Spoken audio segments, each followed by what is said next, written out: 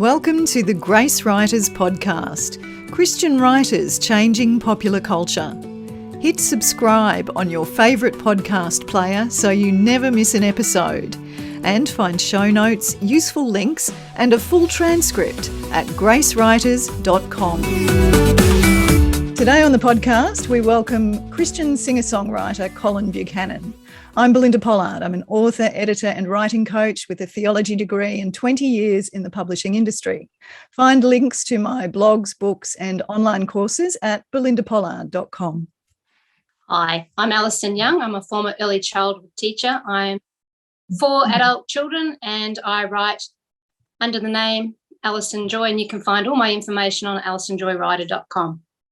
Hi, I'm Donita Bundy, and for the past 20 years, I've been using my theology degree to underpin my preaching and speaking, and more recently, to inspire my young adult urban fantasy series, Armour of Light. You can find out all about me, that, and all my other projects at donitabundy.com.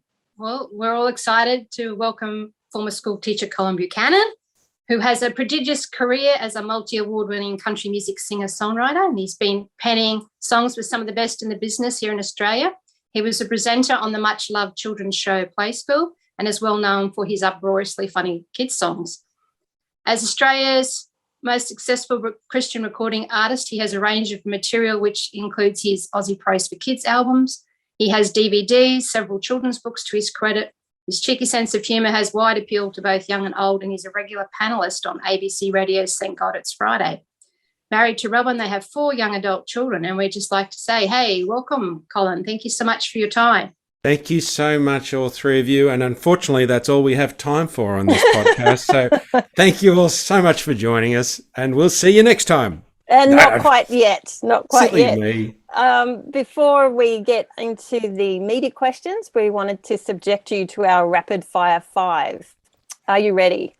Standing by. Okay. Who is your favourite target audience? I'd have to say children. Yep. Because they're so delightful. Is why the second rapid fire? No. You can put why insert why here. Well, I just don't want to go on for too long. I already have by starting to clarify the question, which is destroying the rapid fireness of the rapid fire 5. It's just 5 now. 5.5. 5. So number 1, part A, children. Part B of number 1, because they're just so full of the moment. And so if you can find the moment and enjoy the moment, it's kids that are just going to engage with that so beautifully. Yep. Cool. What is your favorite genre to write? I'm going to cheat and say lyrics, a genre that allows the power of lyric to capture imagination, and whether that does that by stories or by painting pictures in the mind, or by taking ideas and shaping them into something that is something fresh in the mind. So I just love the power of lyric wrapped around song to really capture imagination. So I've cheated on number 2. Well done. Okay, number 3 then. When is your optimum time for writing? When I'm inspired. Okay. I used to think that it was lightning strike, and it still is to some degree. I discovered at another point, which we might probe later, that I was actually able to circle a time in the calendar and write, and I didn't think that was how writing worked. But my favorite time to write is not so much a time of day, although if I had to choose one, I'd say mornings. But I would say it's when the moment strikes. And that might be, when my kids were little, when they were in the bath, and my wife would wonder, where's he gone? And that would be because I was writing a song. Yeah. Okay. And what about your favourite place to write? Do you have a specific place you go to or enjoy the most to write? It's really interesting how writing creates a place out of a place. And it's just quite interesting in that regard, that if you get lost in a song, the most seemingly chaotic place say, in the middle of the house while dinner's burning and kids are sort of going hither and yon and there's lots of other things happening, can somehow just disappear into a really great creative space because of the joy of creativity. But by the same token, a quiet place, if I could engineer it, I do like it, a quiet place, because it's just amazing how writing can burn hours for seemingly not a lot of output.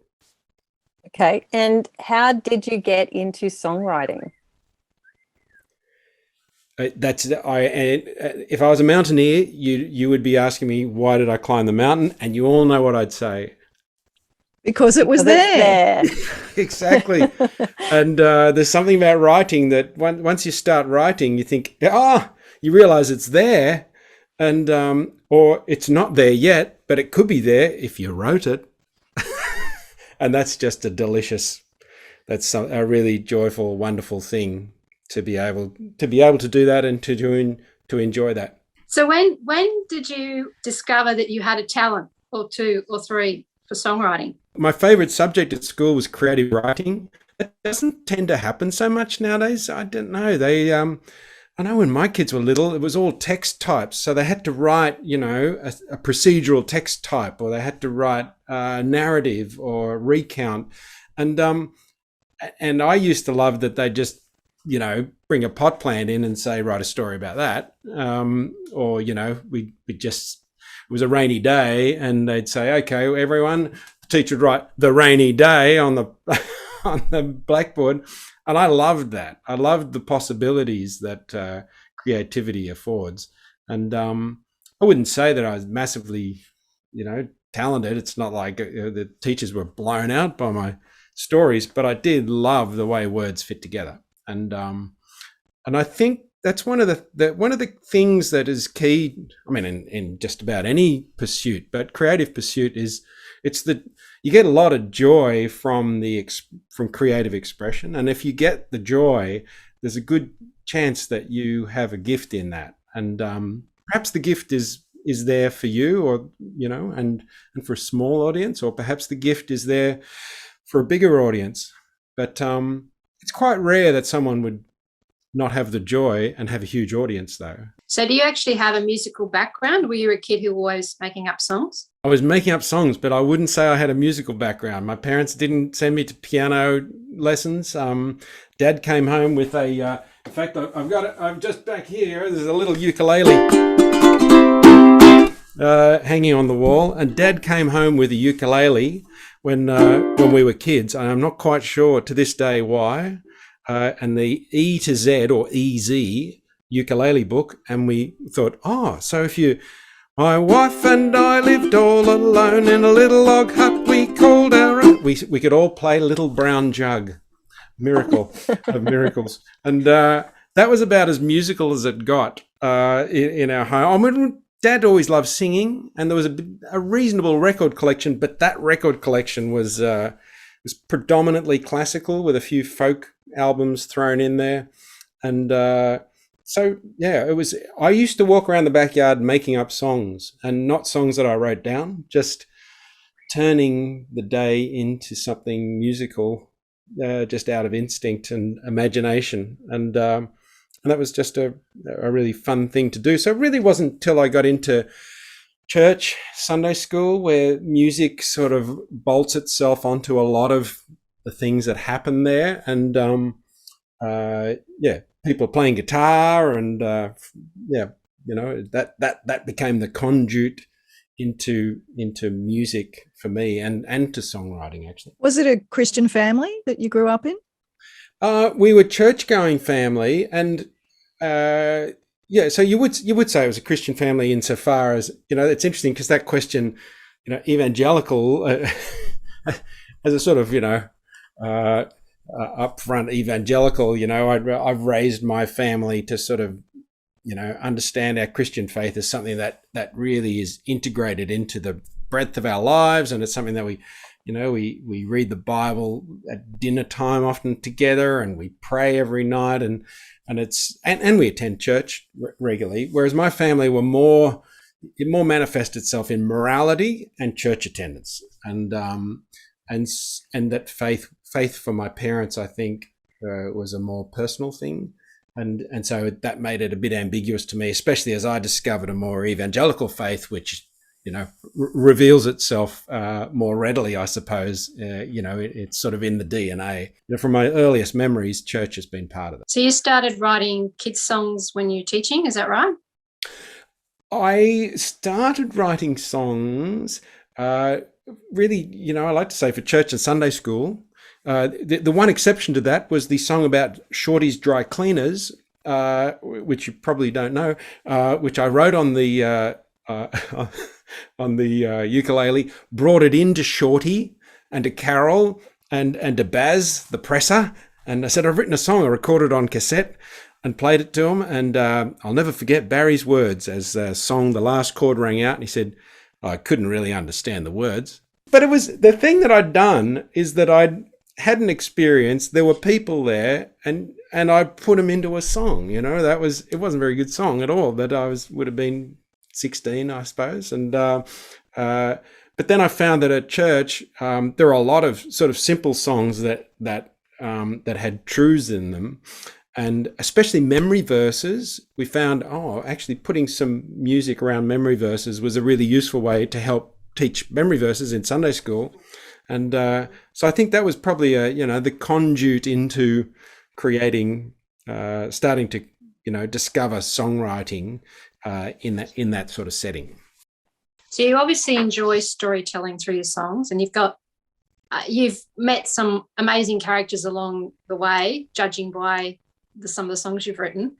What does your writing process look like? Is it different depending on if you're writing country songs, you're writing kids' memory verses? How does it work for you? Yeah, the spark is really important. The spark of inspiration. So in a memory verse, that the momentum of that might come from, wow, this is a really vital verse. Or in the early days, it might have been, I've got a class at the Christian school and we've got to learn this memory verse, and even I can't remember it, so music might help us.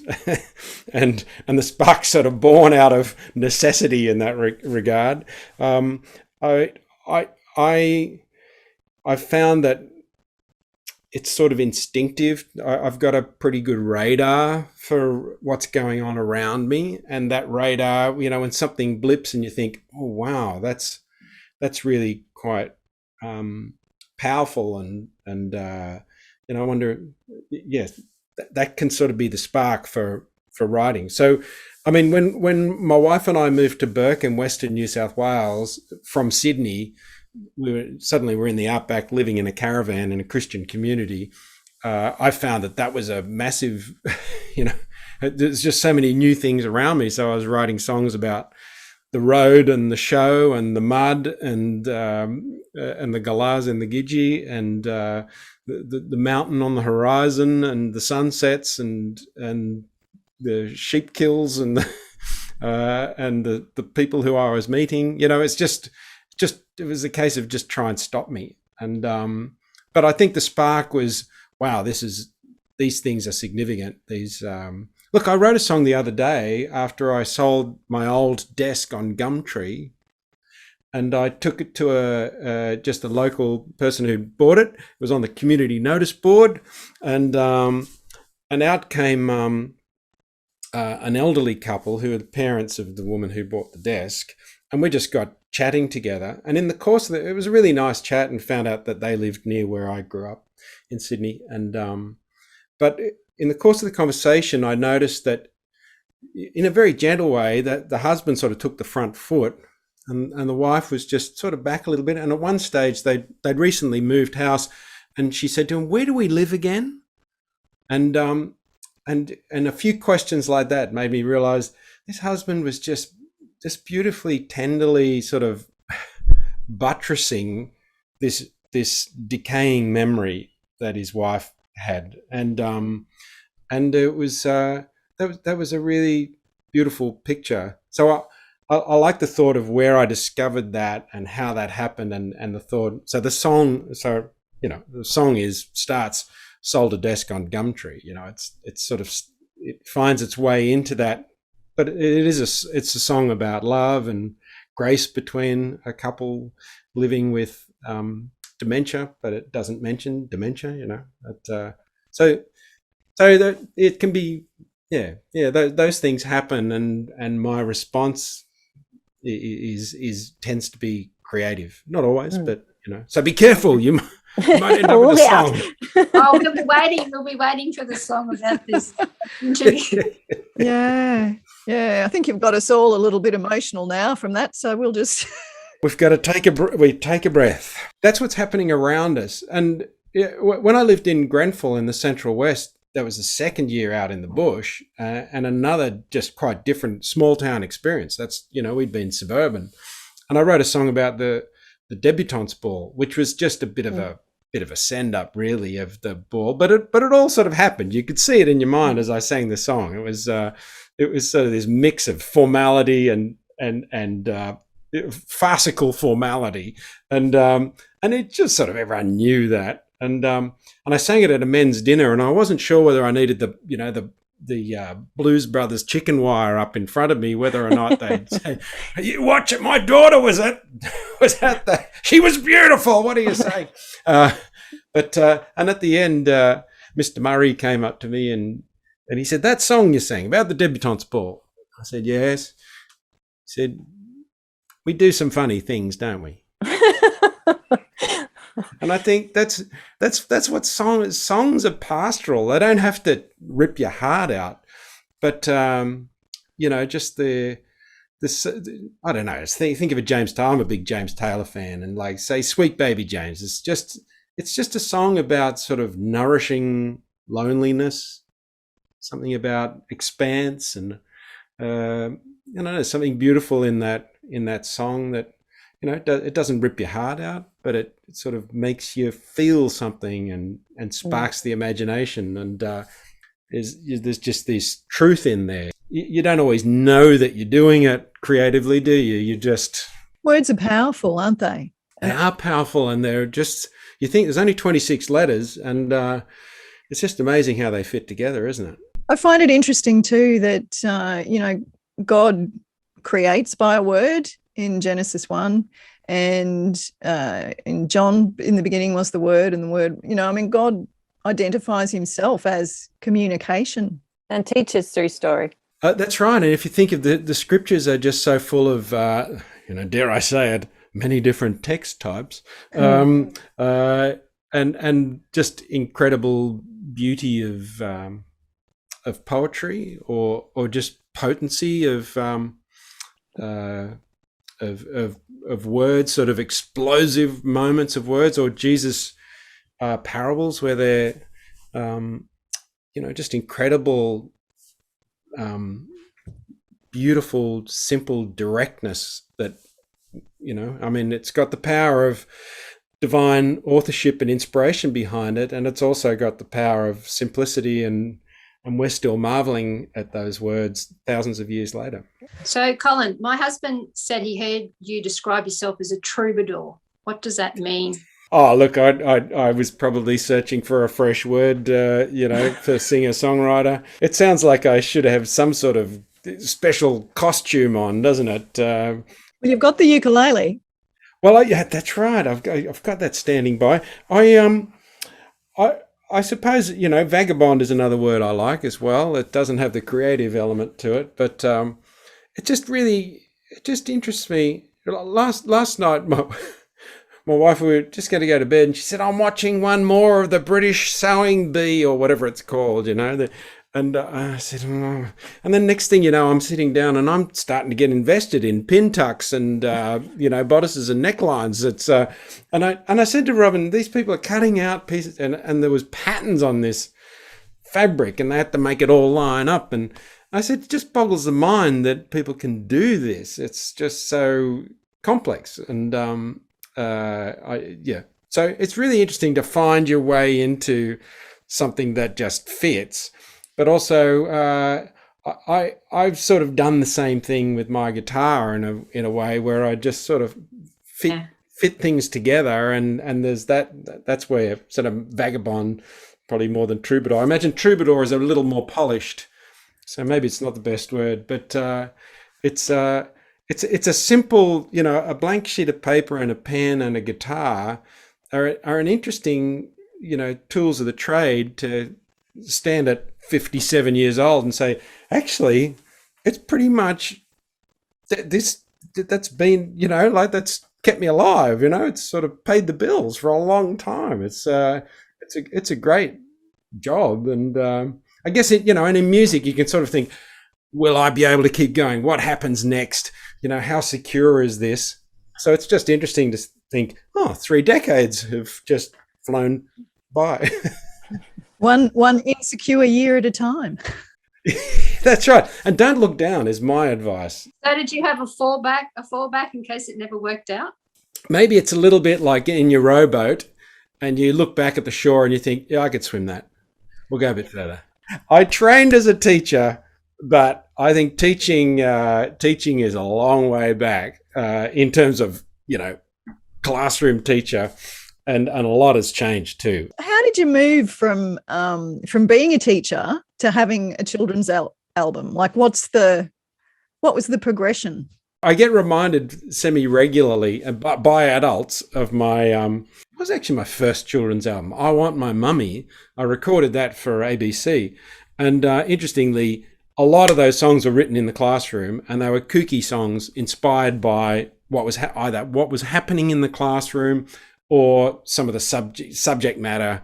So I Want My Mummy was inspired by Egyptian mummification. Year 3 was studying at one point, which I felt was a macabre and gruesome thing to be studying, and thought it deserved to be sent up and put in a song, and became a great assembly item only weeks later. And or it's raining at school today and the kids are just all hanging off the fans. And so interestingly, music was a big part of my teaching, and but by that stage I was doing part-time music teaching, world's first music teacher who couldn't read music.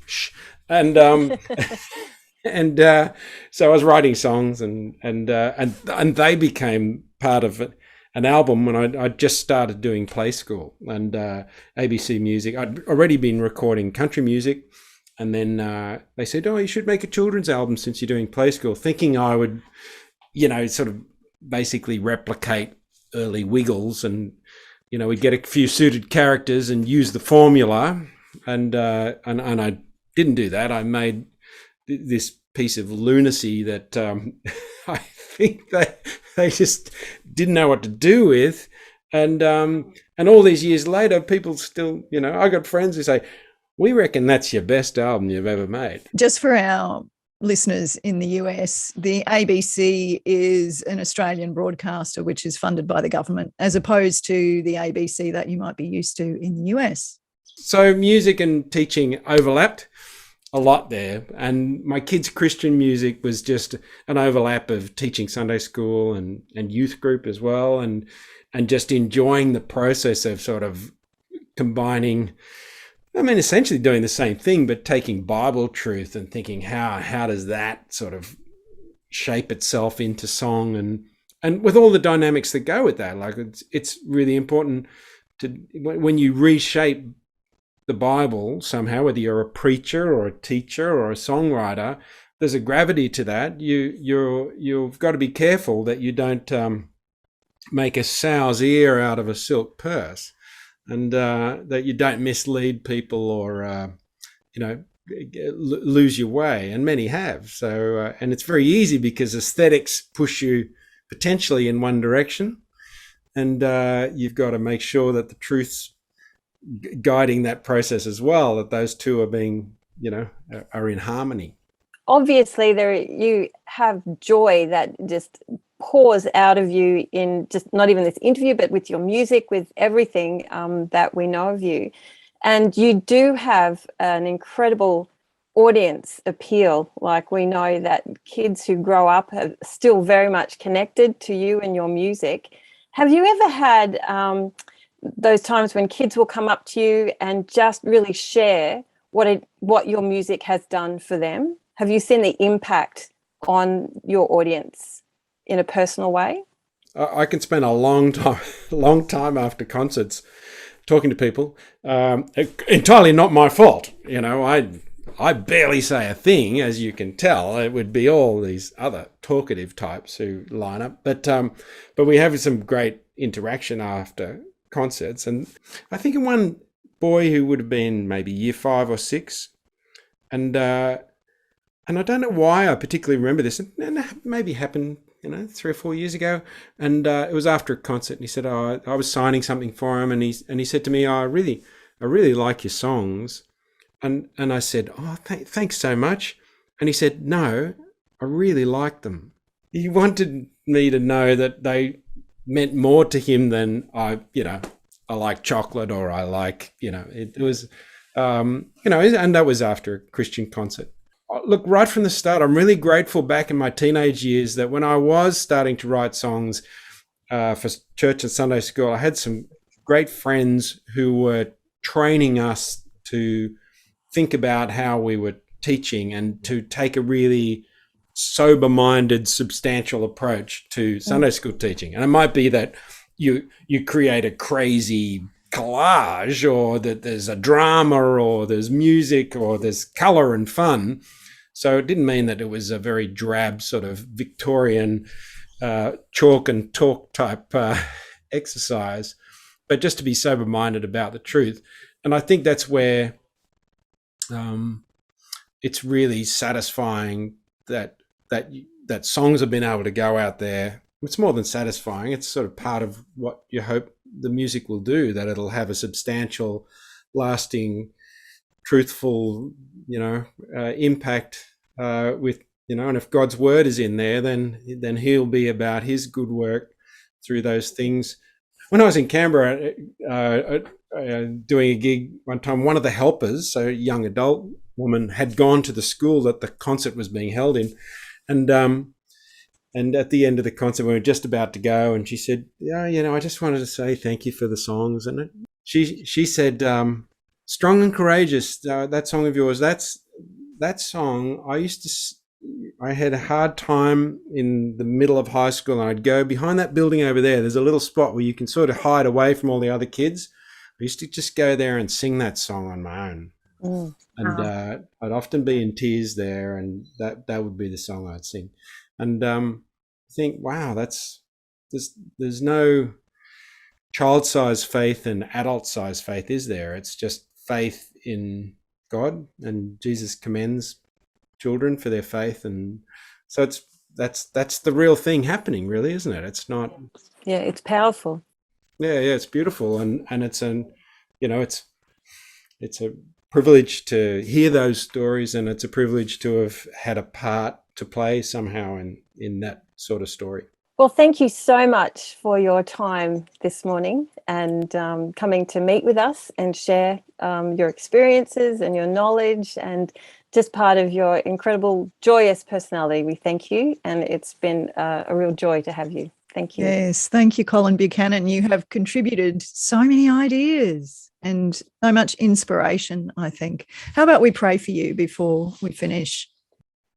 Heavenly Father, we thank you for all that you have done in Colin's life, even going right back to when his father accidentally brought a ukulele home, to all the different things where you have been involved over years and decades, and speaking to so many different people through those words, so many words that Colin has put out there, and without having a clue where they would go or who would hear them or what difference it could make, like that young girl behind the building singing Strong and Courageous. So we thank you, Lord. We thank you for these possibilities that you will use our words, no matter how faltering and no matter how lacking in confidence we might be at some times. We thank you that we believe in a big God who can do amazing things with our small things. And we commit Colin and all of the Gracewriters to you in Jesus' name. Amen. Colin Buchanan, thank you so much. Alison Joy and Donita Bundy. I'm Belinda Pollard, and we will see you next time on the Gracewriters podcast. Gracewriters is run by volunteers. And we're incredibly grateful to those who have contributed financially to help keep this ministry running. Thank you so very much. If you have enjoyed this podcast and you'd like to help, please go to gracewriters.com and look for Donate in the menu. Continue today's conversation in our free online forum and find useful articles, links and resources at gracewriters.com.